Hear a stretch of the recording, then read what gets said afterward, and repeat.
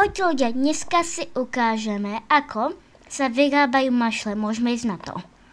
Ako prvé, ak nemáte toto, tak si dajte takto dve prsty. Takže tak.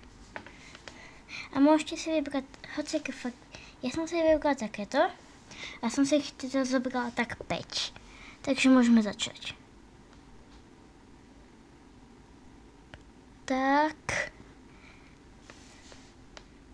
Tak, tu už tu máme všetky. A teraz, ak chcete to spojiť, aby bola to mašla, tak si musíte zobrať takúto gumičku. Takúto. A teraz tú gumičku takto dobre vločíte vlastne. Je strašne ťažké. Potom to takto máte a už...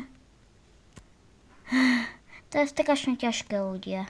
Musíte prevliesť tú gumičku vlastne a aby sa vám to prevleklo, potom už len zatiahnete.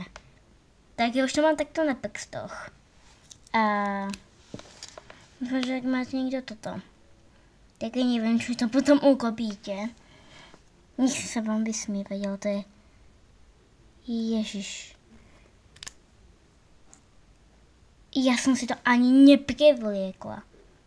Ja si to musím teraz prevliesť. Nie. Ja som si to prevliekla. Si to rýchlo prechopím na druhý palec. A teraz to budem nejak takto natiahnuť. A ja sa vám ozvem, keď to bude mať hotové. Tak ľudia, ja už to mám. A takto vyzerá tá mašla. A teraz to takto už len vyberete. Tak. A je mašla. No. A už vyrovnáte tu a máte to.